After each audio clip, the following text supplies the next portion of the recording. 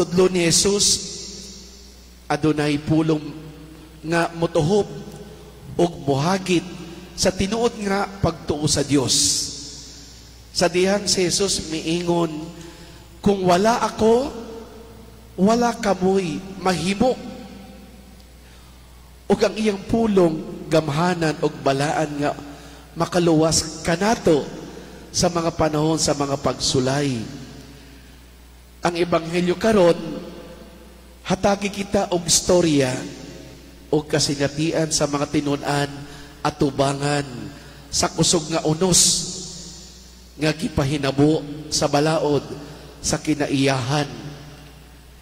Sa atong kasinatian sa grabing nga mga bagyo, atong makita ang atong kaugalingon nga gihagit sa ebanghelyo. Ang katawhan nagkinabuhi sa mga trahedya nga sama sa mapintas nga balod ug usahay mangutana kita sa samang pangutana, magtutudlo, wala ka bang magtagad nga kita mga hanaw? Sa ato mga pagsulay o pag-antos, usahay mangutana kita, hain ang Diyos. Nganong hilom man siya? Nganong natulog siya? Mahimo natong ipangutana kini nga mga pangutana. Apan, wala kitay katungod nga manubag kaniya. Sa pagkatinuod, ang Diyos anaa og nagsulti. Kita mao ang wala sa iyang presensya. Og busa, wala makatungog sa iyang tingog. Ang Diyos nagigsulti kanato aron sa pagtabang sa mga nanginahanglan. Apan, kita, wala magtagad kaniya.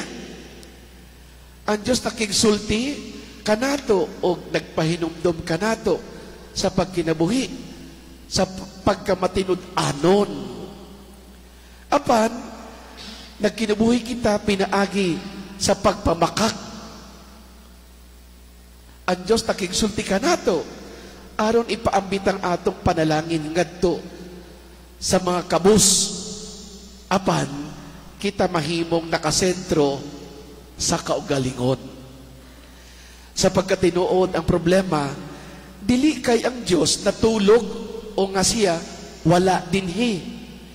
Kundili nga kitang mga tao nagkinabuhi nga murag wala ang Diyos. Aniya ang tubag sa Diyos, nganong nalisang kaman, wala pa ba'y kamoy pagtuo? Mao kini ang gisulti ni Jesus sa mga apostoles ug siya misulti sa samang butang ngadto kang San Faustina, anak ko, ayaw kahadlok. Ako kanunay uban kanimo. Dilita mangutana sa Dios, hinuon mag-ampo kita og tahuron ang iyang kabubuton og ibutang nato ang atong pagsalig diha kaniya nga walay kahadlok. Ang Diyos mao si Emmanuel nga nagpasabot nga siya uban kanato. Ang pangutana, unsa ang kahimtang sa atong kinabuhi din sa kalibutan? Niini nga katilingban, diin kita nahisakop. Niini nga kinabuhi nga naa kanato, unsa ang atong makuha? Unsa na'y nawala na nato? Unsa ang mga butang nga nagpabilin ka nato?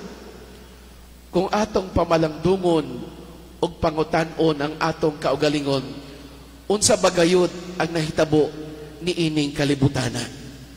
Makaingon kita, nagkinahanglan kita og padayon og aktibong pagpili sa pagpili sa Dios.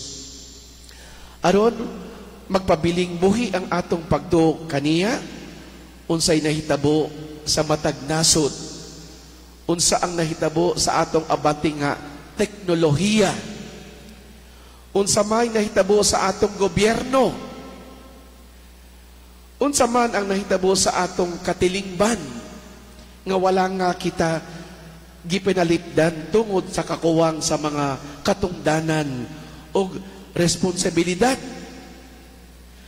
Ang pagpamalandong sa tinuod nga nahitabo kanato mao adunay gubat sa pagkinabuhi sa mga pagtuo. Adunay padayon nga gubat tali sa atong pagtuo o sa mga unos sa kinabuhi nga moabot kanato. Mga igsuon, dili lang usa ka bagyo nga gihatag sa kinaiyahan, apan kinahanglan natong tagdon ang atong kaugalingon nga mga bagyo nga atong gibuhat.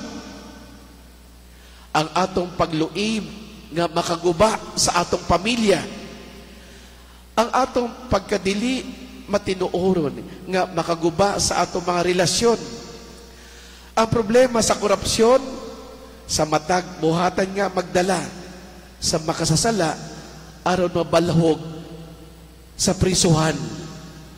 Ang problema sa human trafficking, sa mga droga nga musampot sa kamatayon. Mao kini ang mga unos sa atong kinabuhi nga kinahanglan natong pangayoon sa mahigugmaong Dios nga wag tangong og magpakahilom. Atong hinumduman nga bisag unsa pa ka kusog sa mga unos nga moabot kanato, anaa kanunay ang presensya ni Dios nga atong mahupdan. Sa bangka anaa si Jesus. Ang bangka mao simbolo sa simbahan, ang presensya ni Kristo sa kinabuhi. Sa simbahan mao ang saad sa kaluwasan. Sa dihang si Jesus miingon, ako magauban kaninyo sa kanunay hangtod sa katapusan sa yuta. Sa bangka, ang mga disipulo kalit nga nakaanggo nga sila anaa sa presensya sa usa ka balaan nga tawo. Sa santos nga misa at ubangan sa Dabanghaw Kristo, magampo kita, isip usa ka pamilya ug magsalig sa kaniya.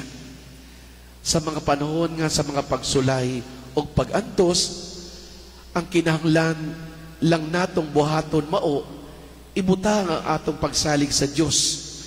Ang atong pagtuo nagtudlo kanato sa pagtugyan sa atong kaugalingon. Sa hingpit sa iyang mga kamot o pagampo sa iyang kaluoy o gugma tungod kay diha lamang sa iyang gugma nga magpabilin nga buhi.